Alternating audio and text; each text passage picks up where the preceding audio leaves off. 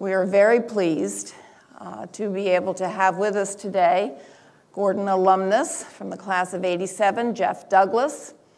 Jeff is just back from Haiti, as you will see and hear.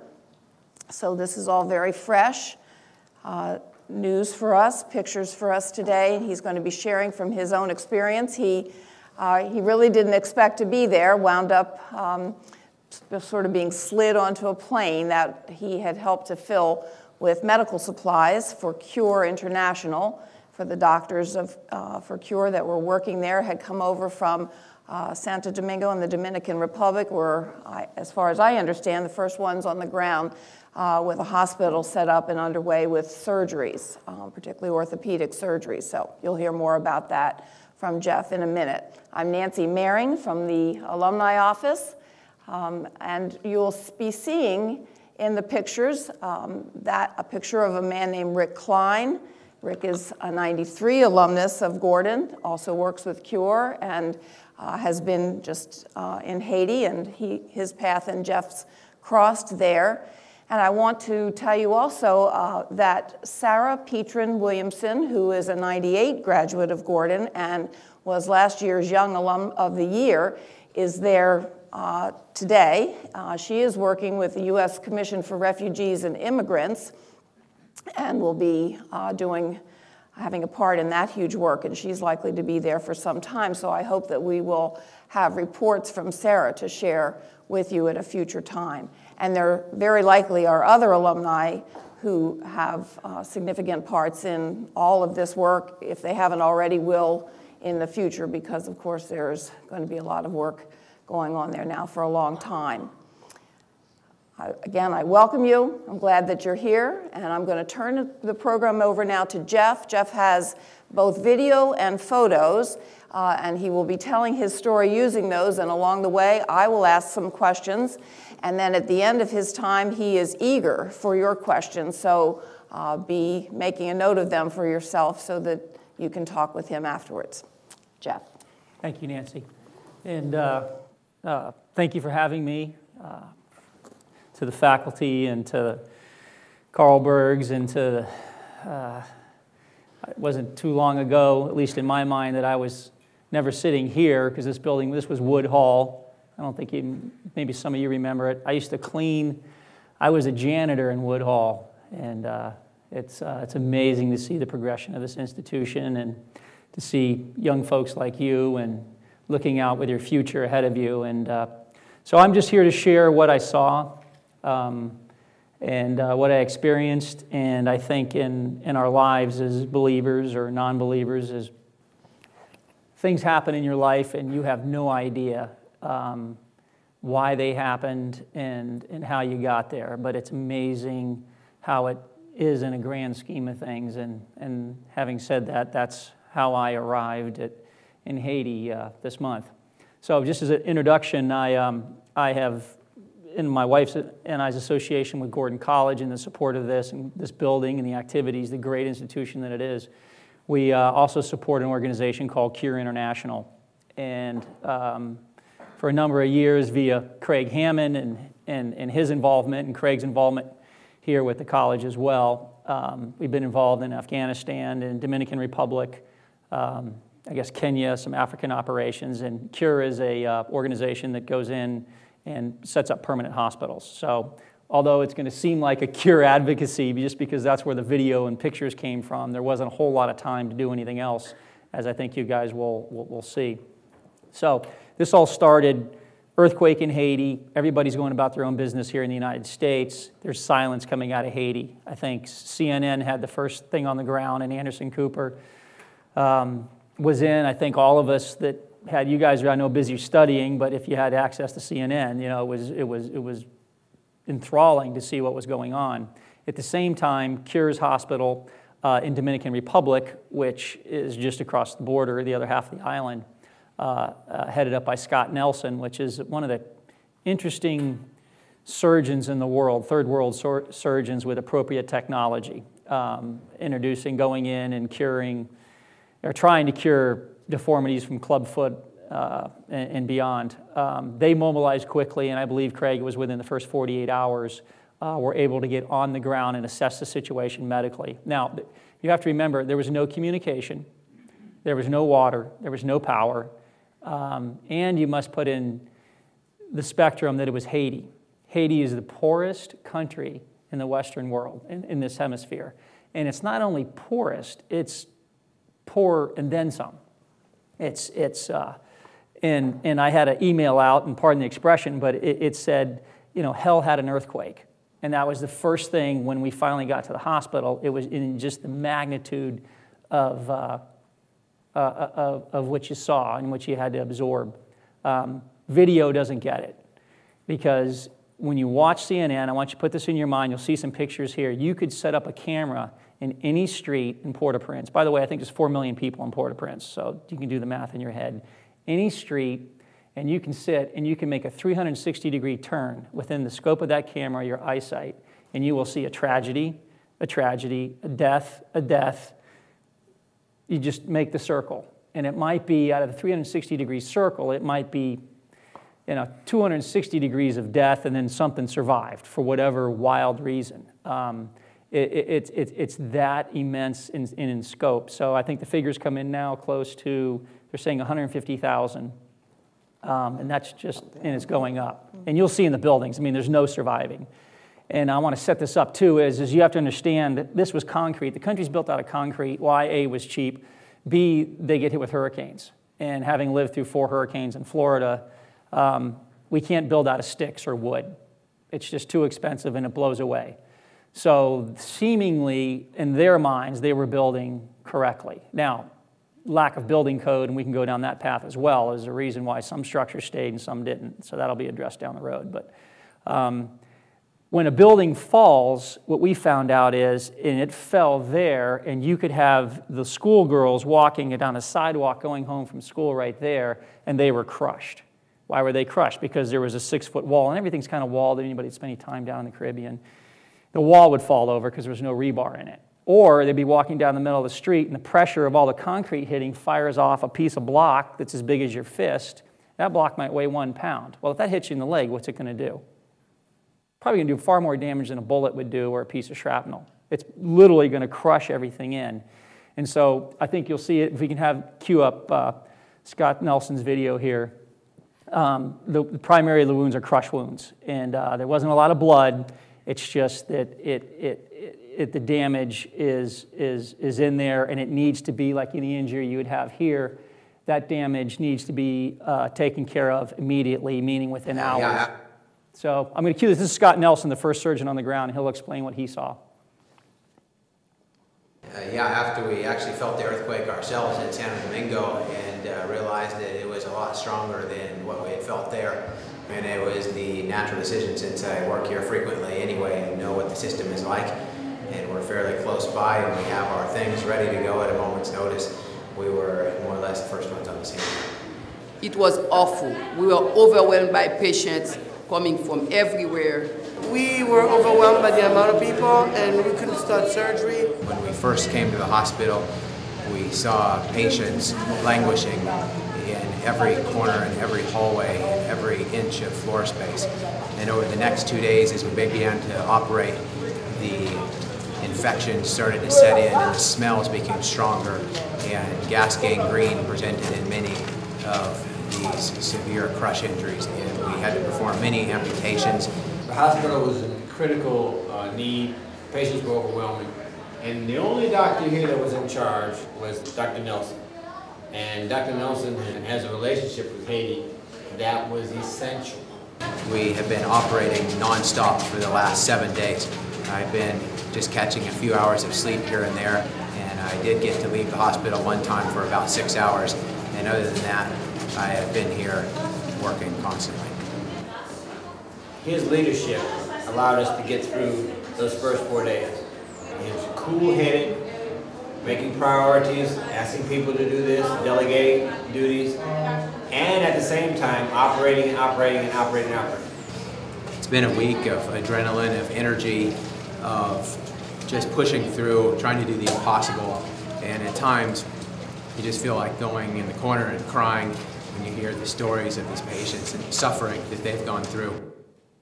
The needed equipment has been just almost magically appearing here just in time to take care of the people that we're here to take care of. And I know that that's because of the generosity of our donors and the hard work of those at our home office and at our Cure Hospital in Santo Domingo.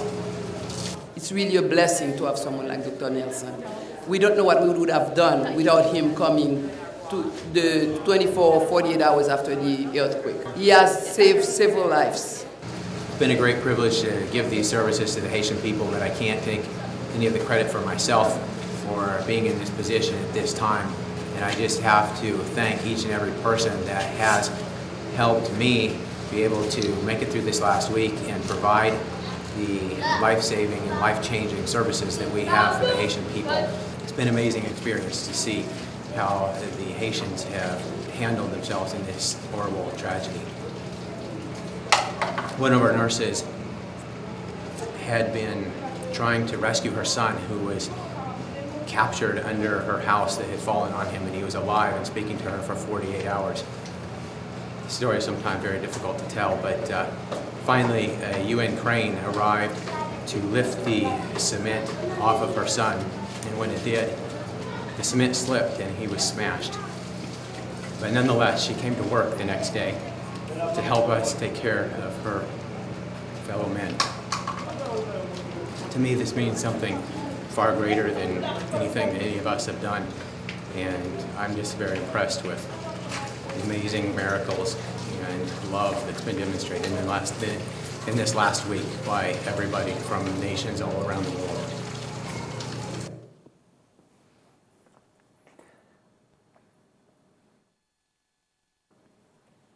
If you can cue this up too. I probably didn't set that up correctly enough. First of all, Cure, obviously,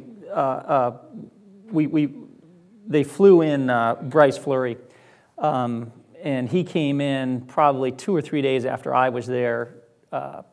Scott and his crew were in there for the 2 days prior to me. And I just watched the video, seen that video, things had improved dramatically. I mean, you have people moving, and I think you'll see it come out in just some of these slides that I have here. But the interesting thing is, as horrible as it is, the one doctor, he was out of St. Croix. He delivered, it was like 4 and 5 and 6 babies a day. We had no place to put them. But I mean, there was that going on, and in the midst of all this, and I just thought of him and what a just fabulous person he was as an individual. You could see, he was sweating and everything like that because there was no air conditioning. So, but anyway, this is something we put together. Like I said, to set up the intro, how I got there is Craig. I'm in the commercial real estate business, which, by the way, you don't want to go into that business right now. You just run from it if someone says you want to go in it. But, it's a long-term thing. It's where I'm supposed to be, and I've been very blessed by God and my wife and I, and it's a struggle now. But having said that, I had completely forgotten, because part of our business is to move people around quickly around the state of Florida, and I had some prepaid time with a private jet service, and I had forgotten about it. Otherwise, we would have taken the cash, right, I assure you, out of there immediately. So this happens. I'm talking with Craig. I'm saying, hey, what can I do to stage up something in Florida? Craig, in his group, Cure, is getting together doctors and surgeons from around the nation. You must remember, there's people that are first responders, but no one planned to first respond for something this catastrophic. I mean, we had the tsunamis, and I guess that was great practice, but this was very similar in some ways, but completely different. So I call down there to HopaJet and some great folks there, and I say, hey, do we still have time? He said, yes. I said, can we get a slot? They said, no, but we'll get you one. So what had happened was they had set up slot time, the UN, to fly in, because you'd get up in the air and you'd fly around trying to get on the tarmac, and there's only one runway, and then somebody would just park their plane at the end of the runway and stack everybody up, so that you have to divert back into some other airport and sit. So all these things and logistics were going on. So we managed to get a jet together. We got the surgeon. We had a surgical team. This is so important. If you guys are thinking about this, you have to come in prepared. So we had one of the top surgeons that had already been to Haiti, orthopedic surgeons. Brad Walters flies in out of, some guy just puts him on a plane, loads it up with all the surgical supplies and saws. And this is pretty graphic, but we had to load up, I don't know, 30 or 40 pounds of hacksaws and for the amputations, because you were just running out of everything. It's that graphic. And when they say go to Home Depot, it keeps growing on you at the same time. So we got the first jet, which was a Lear 35 packed. Didn't have enough, so they pulled up another one. We loaded a Lear 60. We got the slot time at 6 in the morning, and we left the next morning. The problem is picking those guys up and running to Bass Pro Shops in Fort Lauderdale.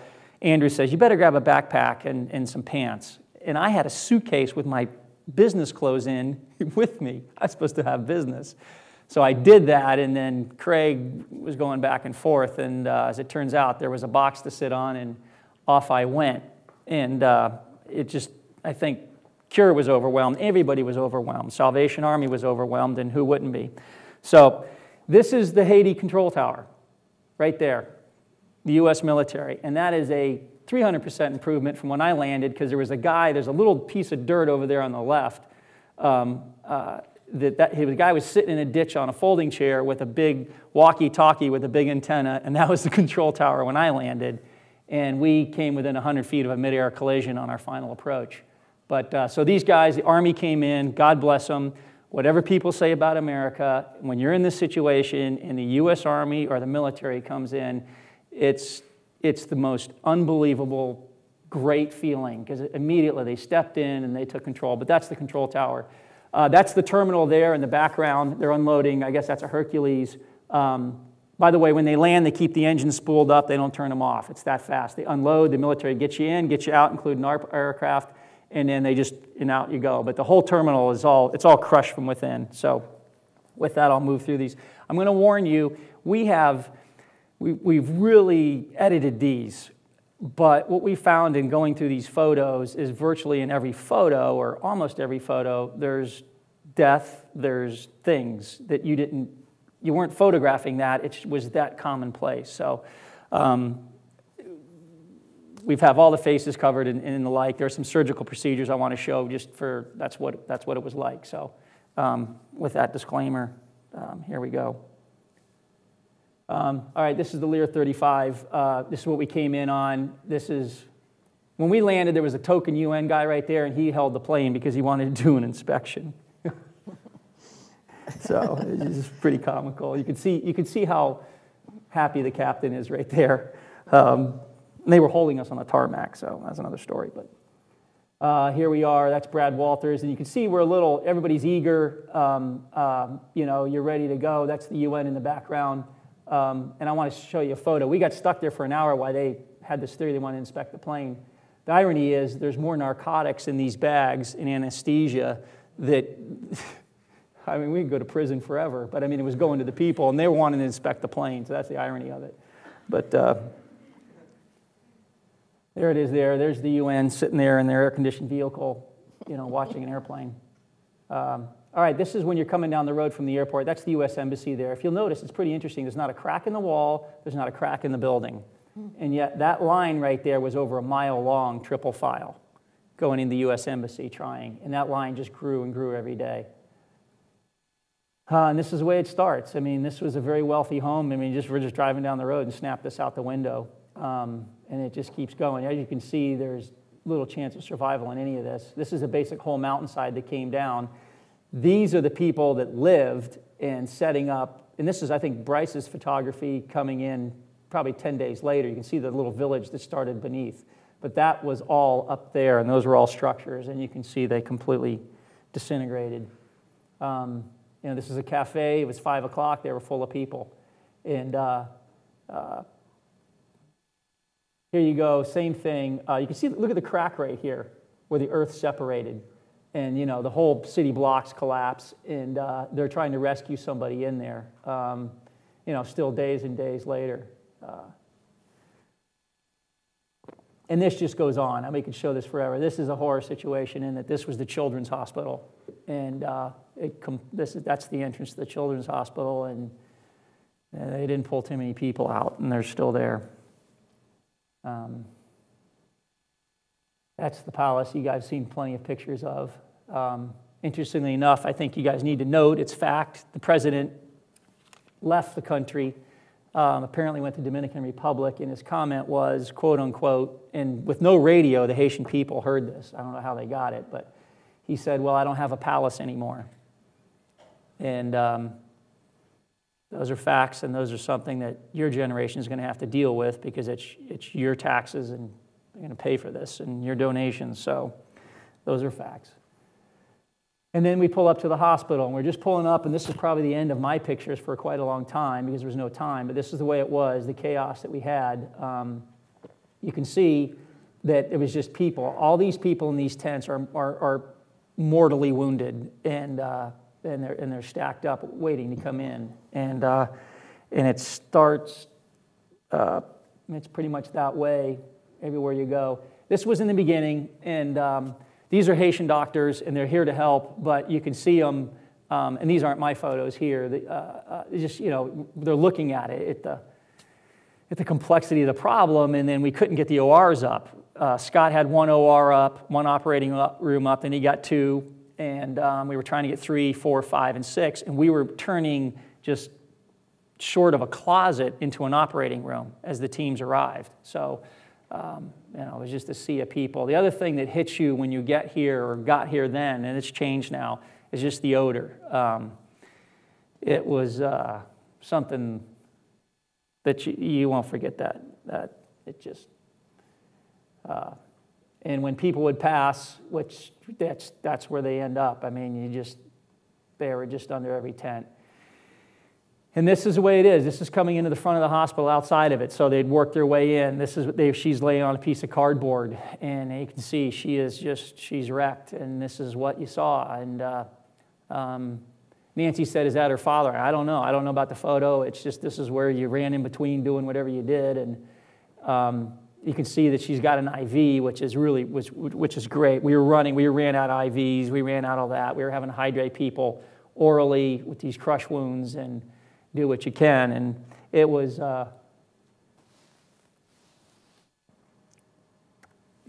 pretty dire there for a bit. This is the entrance to the hospital, and like we're working our way in, and for the gentleman in the white shirt, 6 feet in front of him is the front gate, and you know, and you can see the gentleman there. We have a tag. We took masking tape and we'd write on their head. OR1, OR2, OR3, triage, and, you know, I can say this about the Haitian people. I mean, they are the most long-suffering people. They never complained. I mean, this is probably day 6 or 7. I don't know when the photo was taken. It was before Bryce got there. But, I mean, this is like a week into it. They've been sitting there with compound fractures, you know, members dying and everything. They don't complain. They don't complain. They don't, you know, their child is suffering. They just look at you. And you ask them to do something, they will do it. It just is, the only time there would be any noise or complaint, you could tell when someone passed, because then they would wail. And then,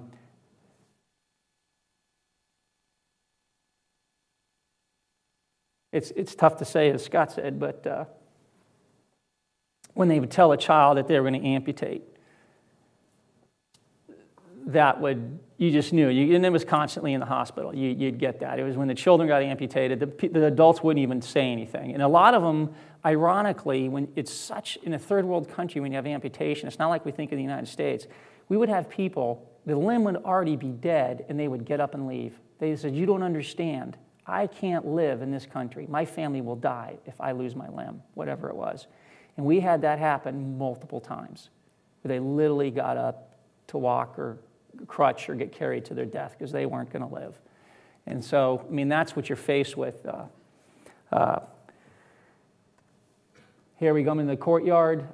It got better, and you'll see it when the video with Scott is it got better, and people, that became our triage. Here we were just trying to work out, and you can see what people are lying on. The hospital had no beds; they were all gone when we got there because people had run in and taken everything to go out and take care of the wounded, wheel them down the street, carry them in mattresses, do whatever. So, I mean, it was like a moving crew had come in instantaneously. And the other thing is if you notice they're laying in the courtyard, the Haitian people, after the earthquake, did not want to be inside. They And there's a funny story I could tell, ironic. At the time, you'd been so heavy loaded that you just kind of smile and take advantage of it. But you can see here, there's a lot of people that don't have IVs. And, but the French, when they came in, the French came in, the Swiss came in, their teams were absolutely fantastic. Fantastic teams. And they came in and were a real big help on their triage units. And got that. Here we go. We're working in. Here's a gentleman, and I won't leave here too long. I mean, you can see he's outside. He's laying on the concrete. He's going to lose that leg. And I won't stay this, but these are people. See how empty? I want you to get a picture of what it was like. See how empty the hallway is? What happened was, and we had that 6.0 down there, or 6.1, everybody that you see in these prior pictures, if I don't mess this up, everybody you see here, it was like at 5 o'clock in the morning or 5:30 in the morning, everybody, I mean, whether they had an amputation or already have an amputation, got up and ran out of the hospital. Now, you picture 700 people in a hospital that get up and sprint in this various thing. I mean, it was tragic, but it cleaned out. Unfortunately, the ramifications of is the dead were left behind that had passed in the night, and you're trying to keep up with it, and you can't quite get them all out. This is post-op, and again, someone passed right next to someone else, and you just keep moving. I think this is from Adventist Hospital. The Adventists have a great hospital that's staffed, and they just did a tremendous job, and we were working together with them. And it's amazing to see the different organizations come together. And I think you guys can be proud. I mean, it turns out that 50% of the country had given something, but just the support from the United States and to see how that worked and how all the organizations worked together. And for a brief time, politics were out of the way. It didn't matter. And, I have X of this, but I need extractors from you, or I have morphine, what do you have? And it was just, I got extra morphine. Not that it can last till tomorrow, but I got enough for right now. You can have it. That's how it was going. So this little boy, this is a 15-year-old boy, and I wasn't involved in this. You can see how clean the hallways are. It got better. But his entire family was killed. He was the only one to survive. And I don't know what happened to him. They were trying to save his leg. But that's the photo. This was a bright spot. At the same time all this was going on, you were trying to get transportation established and get drivers and get supplies in that would just come out of nowhere or get word on it and go get them. We were working on setting up a medical resupply, which was constant as well. And you guys are in Gordon College, and off walks a plane. That's Rick Klein at the top, coming down the top of the stairs right there. A 737 packed with 25 surgeons, doctors, key experienced core people that we needed. By the way, there weren't enough nurses. There aren't enough nurses. As many nurses as you can get need to be there. But, just what turned out to be just incredible people. Loaded, they hand-packed this airplane. Think of a 737 if you fly anywhere, and they took every little square inch and they hand-packed it, meaning it wasn't on pallets. They took them off pallets and packed it to get as much as they could in there. And with the appropriate medical supplies we needed, all the anesthesia we needed, the sterilizers. By the way, we didn't have time to sterilize. And all this is going to come out, but you just did what you had to. We ran out of surgical sterile gowns. We ran out of masks. We ran out of everything. You were gone. It was... but I want to tell you, I saw Judd walk out, and this is a tribute to Gordon because, this is a lot of Gordon College on this plane, and to see that come off, it was, we had, there's a long story to even make it happen, but it took forever. Here he is coming down the thing with his gloves on, ready to do his work. That's Rick Klein, by the way. So as soon as they got off the plane, here comes the U.S. military. Contrast to the first flight we brought in on the Lear, which is tiny, and how much you saw the gear we could fit on it. Contrast to bringing in 3 days later with a 737, now that the U.S. Army's in, and look what happens. Here they come with their whole gear. That's a scissor truck. All the Army guys are already on the plane. The engines were still running, which you never do. They ran right past the running engines. Down came the gangplank. The U.S. Army went on and says, all right, we're going to get your gear off of here. And it was just so refreshing. So that's that photo. I want to know for later, note the little white van here in the bottom corner, because that belongs to a Haitian like everything else did, and they were so giving. That van, he gave his van, all his vehicles, he gave his house, he gave all the food he had, and was a translator at the hospital 24 hours a day, anything he could do, and never asked for a dime, just whatever I can do. And the Haitian families, if they had any means whatsoever, transportation, would just drive down to the airport and they would pick you up. They just pick you up. And I wonder in the United States if we do that. You know, it was just, you know, there's, as Scott said, it was amazing. So Carl Rathjen, he led the surgical team coming out of Dallas that Rick put together a strong relationship with him. And that's a school bus in the background, and it's you improvise, and sometimes you laugh at yourself. Like, all the transportation was gone. It was out of fuel. That's the other thing. There was no power to run the diesel pumps, to run the power in gas stations. And then the government or whoever hoarded all the diesel fuel. You couldn't get it, so you didn't have transportation. So I paid these Haitian guys like $10, and I said, I don't care where you get it. I don't care how you get it. I got to get fuel. Let me know if you need more money. And they didn't want to take the money. They said, no, we know how to do it. So they show up with this school bus. It's a short bus, and it's been in like 5 or 6 accidents. And that's what they showed to pick up a team of surgeons and nurses. I mean, it was I think it'd been in a washout too. It was full of mud and dirt, like when a washout in the mountains. So, but it ran, so everybody hopped on.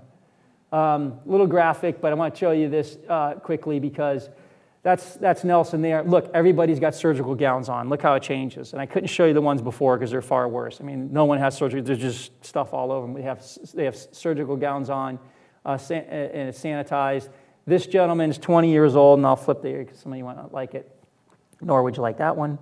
But the first photo, that was a team of 3 surgeons on him at the same time. And these guys could make millions of dollars, you know, anywhere in the country. And Scott's already done, you know, he's already got a metal rod in the guy's leg. That guy would have probably died 6 hours later. Today, he can have a full, if he's a laborer, he can lift. I mean, not today, but clearly he's going to make a full recovery. But he had 2 compound fractures, one on both arm, compound fracture of the femur. And that's like 8 days later. Imagine living 8 days like that. You know, forget the transportation getting there. We don't know how. By the way, guys, there's no ambulances. So that's the other thing is how do these people get here? Shelving, supplies. This is what came on. You can see. I don't know who the white Haitian woman is. She's got a big grin on her face because you can see that things had started to change. I mean, there was no shelving to even put stuff on to have an orderly thing. So. That's a surgical team there taking my BlackBerry on the way out. They got a smile on their face because it finally looked like there was hope.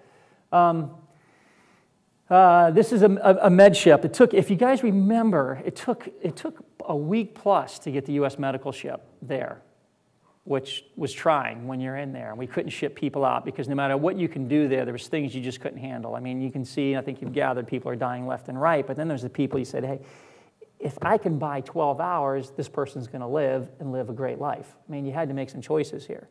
And, but we just got to get them to a certain care, whether it's internal injuries or spinal injuries. We had no sanitation. We couldn't open up spines because, you know, you didn't sterilize. You couldn't sterilize things. But anyway, that white van that you saw before, I said, I got to get 2 people to the Mercy ship.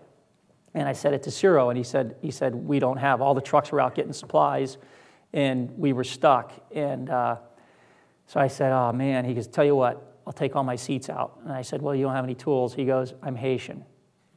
I'll make it work. I sprint into the OR, because I remember the one guy was in ICU all night, and I had been in there, just the nurses just help, you know, they just need moving people around.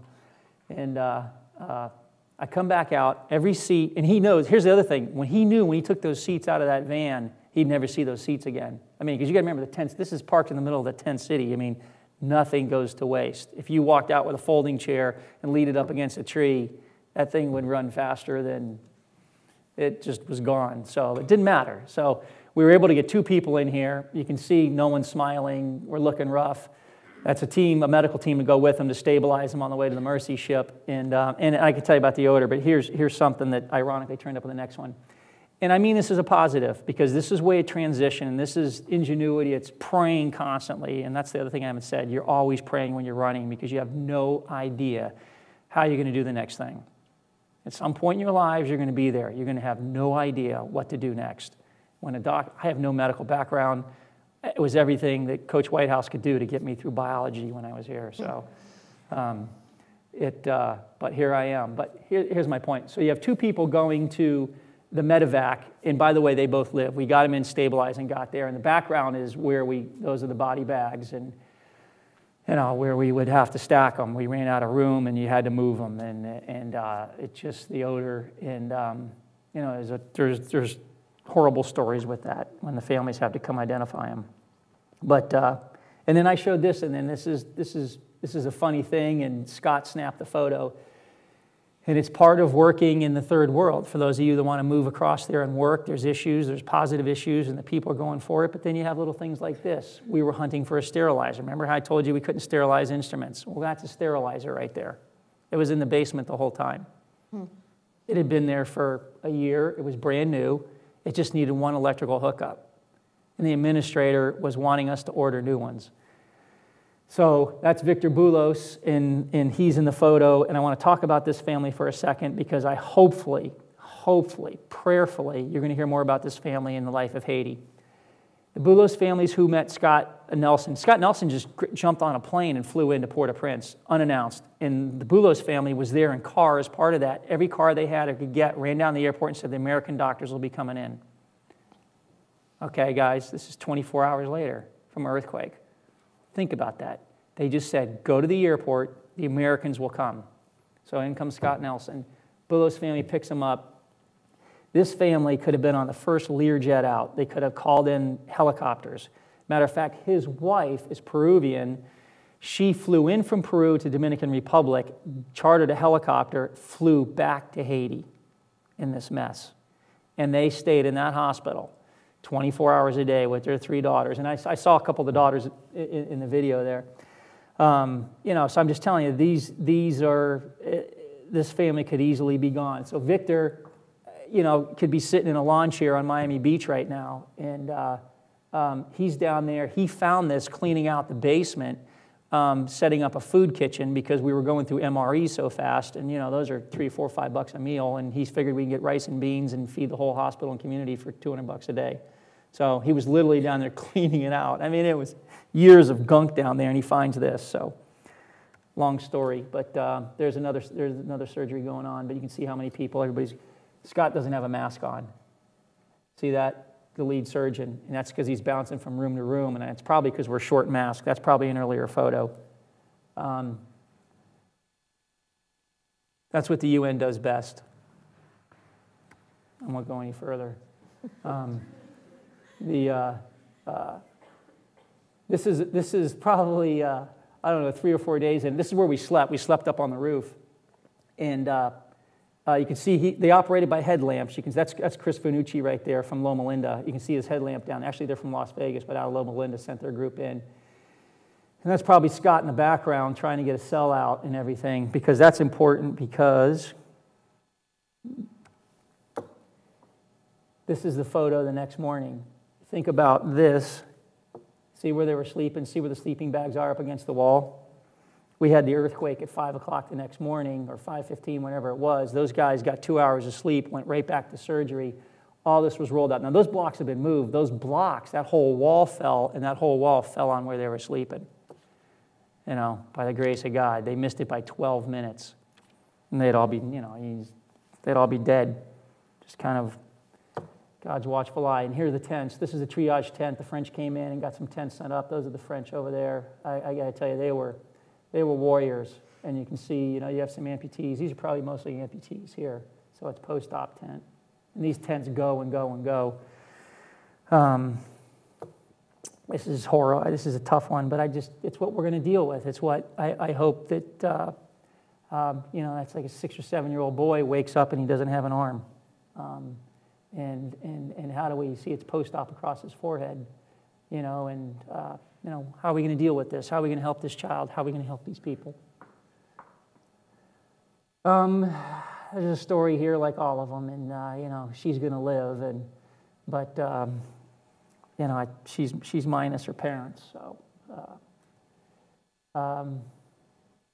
again, casting, you can see how it's torqued and everything. But you know, this is positive stuff. I mean, it's heavy stuff, but you know, these kids are getting treated, and there is progression. It is, believe it or not, night and day. And you're going to see a video of this little guy that captured our hearts, and it's a victory. And that's one of the Bulos' other daughters, and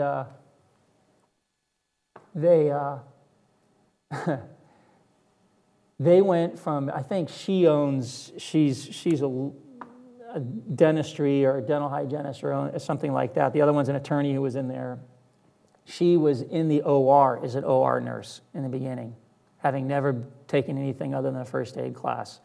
And but God bless them, they stayed, and you know, their hearts are in it with the children. So obviously she identifies with the little ones. I should go back to that one. I'll go back. All right, and this is the end of my photos here. This is a terrible shot, but there's a story. You can see the line of lights up there. That's some guy's private 737 flew in with medical supplies. You just go in there when we're leaving, and the military transports, you just wait, and the military pulls up. They unload, takes them 20 minutes, and then you walk on and go sit on a military transport and fly to wherever they're flying to and figure it out from there. But if you can see, these are all military, and I snapped this with a BlackBerry walking out, but these are all military guys, all Army guys, and you can't see it. They're holding this little red shirt down there.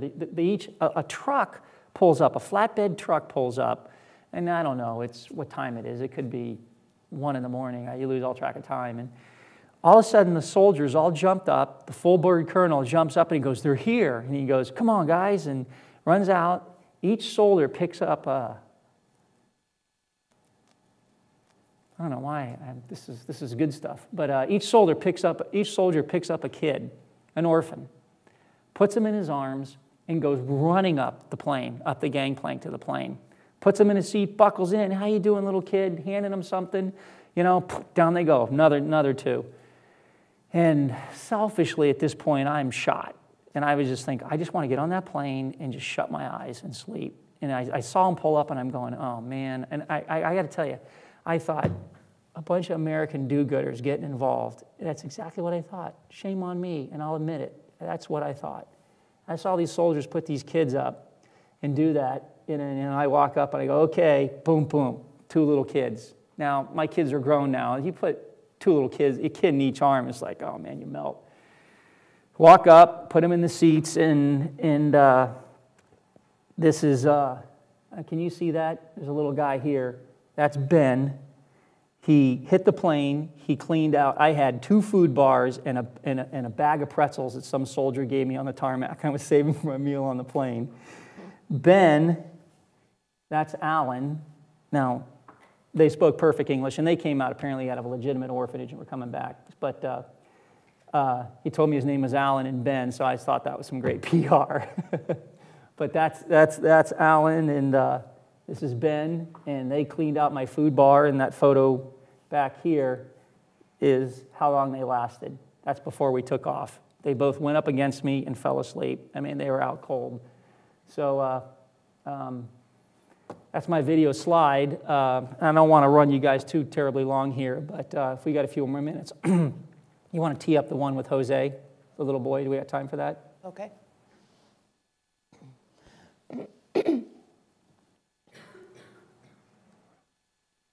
And why is teeing it up? This was a pretty good story here. You know, so many people are coming through. You notice you stop paying attention to little kids because, you know, fewer come out than go in. But this little guy really captured our hearts, and because he wasn't going to make it, but for some reason he captured the focus of anybody that walked by him. So.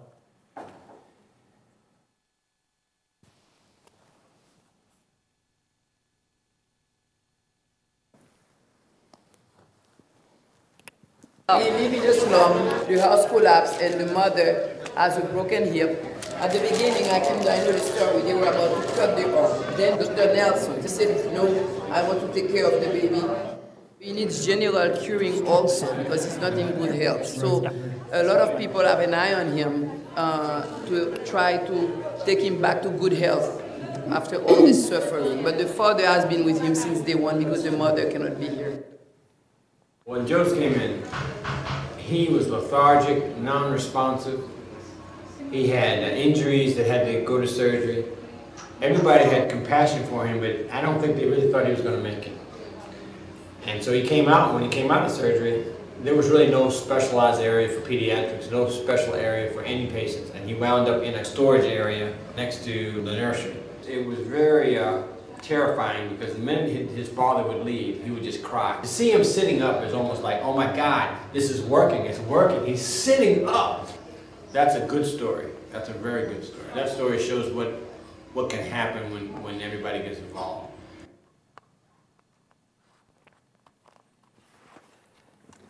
So, you know, we've got some other things to show, but in the interest of time, and but I do want to say this, and I guess, you know, field some questions from you guys, and I guess Nancy first, but you guys need to be proud sitting here because everybody contributes in some way, and it's just, you know, be aware of this. Hopefully it doesn't happen again, but what are the chances? Think about what you can do, but staying here, being here, don't feel like you have to rush down there. Just being here and being a person that was on the ground in some pretty heavy times, seeing Food for the Poor show up with a truck. Didn't know it was Food for the Poor, it just some guy tapped me on the shoulder. And, you know, maybe you sent $5 to Food for the Poor. Let me tell you the Pop-Tart story. Food for the Poor shows up with water. We were out of water, by the way. We had no way to hydrate. When you're out of water, people are going to die. I knew this as a logistics guy. I could tell you, you know, you just knew what you didn't have. And if you didn't get it, you could pretty much predict who was not going to make it. But Food for the Poor truck shows up out of the blue, unmarked, opens the back doors. There's water, there's sterile gowns, there's medicine, unannounced. There's no charge for it. I mean, you know the cost of some of this medicine, particularly the anesthesia. And there's a pallet of Pop-Tarts. Pop-Tarts. We haven't eaten anything in days, and it's Pop-Tarts. I love Pop-Tarts. And not only are they Pop-Tarts, they're strawberry frosted Pop-Tarts. It gets funnier because the Haitian people, including the Boulos family, they're going, Pop-Tarts? Well, are you going to eat Pop-Tarts? You have to cook them. Everybody in Haiti thinks you have to cook a Pop-Tart. So we had a lot of stuff disappearing out of the hospital, and I called it the Mercy Underground because it kind of disappeared, no riot, food would hit, and it would just walk out, you know, and it was all, you know, the workers and everybody was fine. We had no, we did have a few riots, but they were, again, not like a, you know, they're food riots. As soon as the door closes, riot's over. But a Pop-Tart, you can walk right down the middle of the street with a box of Pop-Tarts and no one's going to grab for them. You know, so you can hand them out and convince them that you can still eat it. But, you know, in the middle of all this chaos, when you show these people, these doctors and nurses and all the workers that have worked endless hours, and there's a giant crate of Pop-Tarts in the middle of a room, and the spirit of the place changed instantaneously. So, little funny story, but it's amazing what you can do. And groups like EDGE, which is Baptist Brotherhood, show up. They said, I can have you sterile water in 24 hours. I'm in the real estate development business. We've built pretty much entire cities. Super Walmarts, 400,000 or 500,000, 600,000 square foot shopping centers. You can't tell me you're going to be able to give me water supply in 24 hours. These guys did it. You know, EDGE, look them up. I mean, there's just group after group after group that came in totally prepared, saved lives, were effective. And they can't do that without resources and just thought. So, and to any of your family members who are in the military, you have no idea the difference between the Army, a platoon of soldiers walking through, you know, the hospital or coming up versus, I'll get in trouble here, but I'm always in trouble, versus the UN, just night and day. We had a little scuffle and 2 UN soldiers ran off because they said they don't get involved. You know, the Army shows up and everybody's just, including the Haitians, are just like, thank you for showing up, please stay.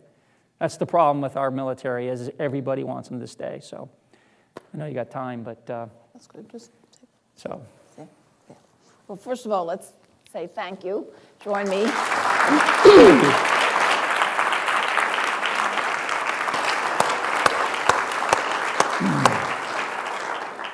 We do thank you. You've made it very clear to us. One of the things I'm interested in is just for you, for students to hear more of what is the most important thing for them to know and what can be done. And you've started to talk about that. What do you anticipate the needs going forward are going to be there as order and structure begins to come? And then, folks, put your hands up and ask your questions too, please. You know, again, I can only see through the eyes that, or life experience that God's given me and I've been blessed with. But in moving forward, and Craig and Dr. Mason and people here could probably answer this better than me. But, you know, when I think it was MacArthur said after, you know, Japan fell and they said, what can we do? And he said, send missionaries and build churches. And, you know, we have this ongoing medical need that's going to need to be addressed, and these just tens of thousands of amputees and that has to go on. But the strategic plan of how do you cure Haiti, you know, the Clinton Initiative went in and, you know, they're dedicated to it, but I mean, you know, the successes have been minimal, and I think everybody agrees with it, but we've poured in. So looking forward, I think you've got to change the spirit there. You've got to bring in a sense of order, a rule of law, of justice. And I think you can start with, if you can start with the people are going to demand it. When I was there, the people were saying, we want to be the United States. Can we be another state? I mean, it's funny what they'll say to you on the street. You know, Obama, can you be our president? You know, they wanted nothing to do with their government. And I think they realize, and I was going to say this in my last remarks, but I'll say it now because you asked the question. 4 weeks ago or 5 weeks ago, there was no hope for Haiti. And Craig, you've been there, many of you have been there, and I think overall, that was my analysis, as tragic it is, but being with limited resources, I'm just saying, you know, Scott, remember I said to you, Craig, says, why are you thinking of going in there? You can take, for the same dollars, go over here and make a difference. There, it's just this voodoo, it's just this stuff you got to overcome. And everything else, the corruption. But now, there is hope for Haiti. As sad as it is, there is actually hope for Haiti. I mean, the people are realizing that their government has failed them time and time again. You know, and now there's enough world focus on it that says, hey, you know, we can set up that. I know the Clintons did a great job of sending a lot of money set up the judicial system and improve it, but even, you know, the analysis I read in today's paper is it didn't work. So, no fault of their own, but I think that's what you guys, that's what I see looking forward. The infrastructure issue is huge. You basically have to bulldoze a whole city. Any structure standing that you guys see on TV, oftentimes that's the second and third story, or third and fourth floor sitting on the first one. There's 2 floors pancake below it, and so the rebuilding effort's a whole another issue. More importantly, we can rebuild all we want. If the spirit doesn't change, and the justice system doesn't change, and the fairness for the Haitian people, corporations won't invest. It's a waste of money. So that has to change. Okay. But what do I know? Is this Niltzer? Niltzer? I think you may be the only Haitian present with us today, and I wonder if you have, I'm putting you on the spot, but I wonder if you have either a question or comment for Jeff. And you'll have to say it loud if you could, please. We don't have mics. Yeah. Mm-hmm. Yeah, God bless you. And what you and your family have gone through. God bless you, because you did such a good work. I'm very touched by it. So I think we need people just like you. So. Well, you're a great people. You are a great people. Your family was right in Port-au-Prince. But they're safe. Mm-hmm. Well, I was just wondering, what was your first impression when getting Haiti? Like when you landed at the airport, you were walking with those people. What was going on in your mind? That's a good question. Asking what his first impression was, what was on his mind when he first landed. I think in the mind, I thought there would be more infrastructure. You know, we were prepared for no communication, which I got to hand it. The guy that owns Digicel, you guys in business, study what that guy did. He got that stuff up and going fast. So whoever that guy is at Digicel, man, oh man, that was amazing. But you would go down the road and it would just start. The damage would start. And the people were helping other people. they thought we were doctors, so you could fly. We were doctors. We were flying through town, and they'd be waving you down and saying this, and do you know this? And it was everything at once. All your senses were in complete, went to overload. And I've been in some situations. I've had some experiences and tragedy before, unfortunately. But I think my impression is these people are suffering. These people are pitching in, and there is no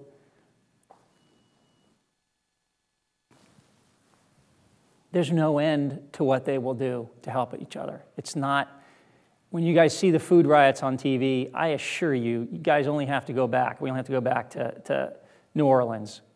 And New Orleans is like half a block of Haiti, the equivalent, and no one was dying there. I mean, we had some water issues. I mean, I'm not minimizing that situation. If you see a food riot on TV in Haiti, it's because they've been without food and they're handing out food and the people scramble.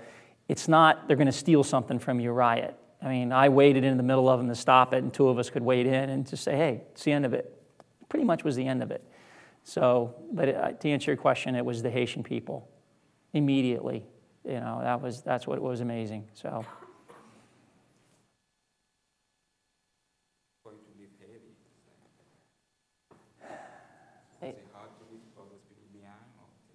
Yeah, that's a good question.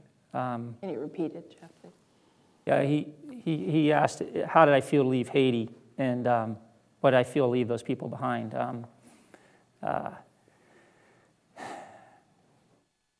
I got back in, I think Craig and the organization made me unwind because your adrenaline is still flowing, as Scott said, even 8 days into it. I didn't want to leave. I wanted to go back, and I still want to go back. And so the first slot, I'm going to go back. I've rearranged parts of my business to accommodate that and go back. And as soon as I can. I think if you guys said tomorrow, I'd go back. And that's not to me, that's everybody that went. And if you guys had been there and seen the people and see the need, and God's preparing each one of your lives for what you should do, and you need to follow that. And but it's a brand on my heart. It'll never go away. So, and that wasn't there.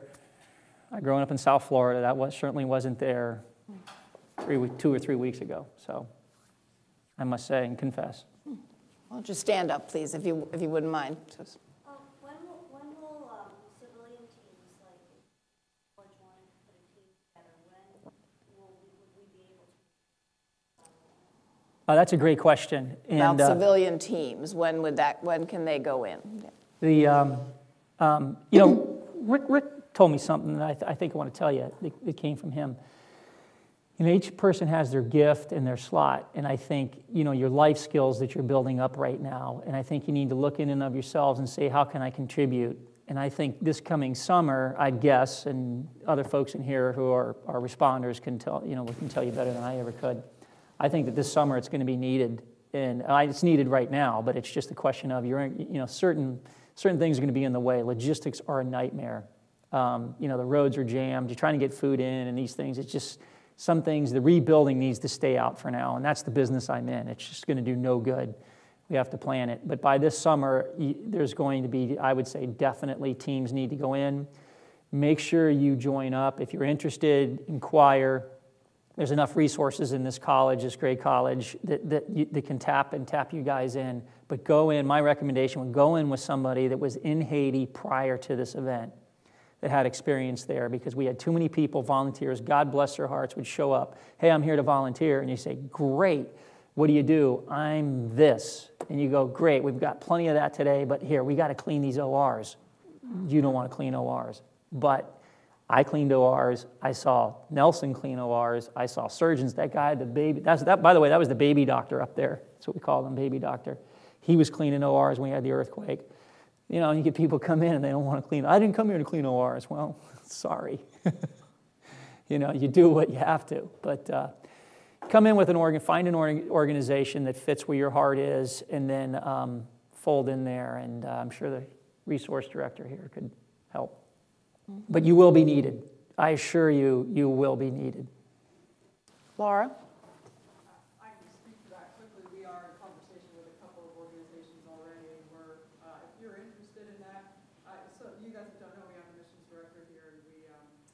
we are planning for a team or two this summer already, particularly one early in the summer as well. So Great. feel free if you have some interest in being on a list of people who you'd like. We'll send out a general student email when we know when that is and stuff, but you can email me or just email the chapel office and let us know. This is Laura Carmer. Right.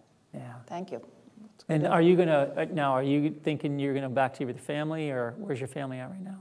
Well, I was thinking to go this spring break, but one day, so I'm thinking maybe summer. Right. You guys, I got to tell you something. Haiti is, the beaches, it is beautiful. And it's like God at night would shine his light down upon it, and because there's no power, so there's no lights. And so everybody calms down at night, and they would sleep in the streets, and all the streets would line up like just parking stops, shoulder to shoulder, and they would sleep in the street as soon as it got dark. And the stars would be out. There was no clouds. It would cool off to 60 degrees, and there's stars, and the climate is just it is beautiful. It's not the roughing it that necessarily I've probably painted. There's a question over, yeah. I'm going with small teams with the DR, or a Haitian community within the DR over spring break. Is there anything you recommend to us, or tips or anything? Like, how has this affected the Dominican Republic, and what should I know going in? How has this affected the Dominican Republic is the question. Good question. And what to know about going there. I'd say Craig's probably, if we tap an audience member, better than me.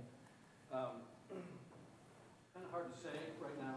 There's been a lot of antipathy and antipathy between the Haitians and the Dominicans for a long time. Early on, the Dominicans agreed to open the borders, and so Haitian victims were allowed to cross the border at any time to find medical care. They just shut them down. They just said no more Haitians can cross the border to come into the U.S. Huge problem. We've got a hospital in Santo Domingo geared up, ready for 30, 40, 100 scanners. We're having a hard time getting them now because they won't let them across the border. So there's that continuing frustration between the two. I think, frankly, some of the most needy groups are the Haitian communities in the Dominican Republic. They weren't affected by the earthquake, their families were. And in the first few days after the earthquake, there were tens of thousands of Haitians going back to Haiti to try to see if their families were alive. Tens of thousands of Haitians trying to get out of Haiti, crossing the border, just total chaos. And so I think there's a place called Himani. Maybe that's near where you're going to be. I should talk to you later. There's a hospital in a place called Himani right on the border. That's it's sort of a hospital, but it really needs help. And anyway, I would say there's a way to minister to Haitians in the Dominican Republic without having to go to Haiti. And frankly, Jeff's right. Right now, I talked to a guy 2 hours ago who said, tell people, please don't come, please don't send more stuff right now. Give us 2 weeks, give us 3 weeks to sort of clean it out, and then there's going to be a huge need. But everybody's rushing to Haiti. Here you have these, I don't know, maybe 1 million Haitians living in the Dominican Republic in abject poverty before this started. So that's helpful. Thank you. Thank you. Yeah, I think that's great what you're doing, by the way. And I would say, too, just why it's on my brain, because I'm my age, I forget things quickly. But I got back, and to answer your question is what the frustrating thing to me is I love Creole. What a beautiful language. It is, in the Haitian people, through it all, their language is like the joy of life. I don't know how to explain it. I mean, it is a beautiful language. And I would say if you're going and pick up French, pick up some French or something like that, everybody chip in and buy and share, what's that language course? Yeah. Rosetta Stone, and because but that helps a lot, because if you can go in and work with the tent cities and the people, the victims in the core that are so it's like when this happens, it's the young and the old that die and the poor. I mean, they're just, maybe there will be a May-term French course now or Creole course to help, help students. So this was Craig Hammond, who spoke to the question about the Dominican Republic. Craig works for CURE. He's the Craig that Jeff has been referring to, so some of you may have questions for him afterwards as well. Any other questions now for the group? But yes, sir. Have they started cleaning up all the debris yet, and when will reconstruction begin?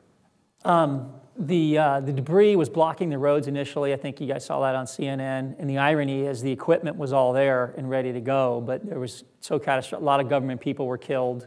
Everybody's had family members die. But the equipment sat there that could have cleared the roads. But the roads are cleared up.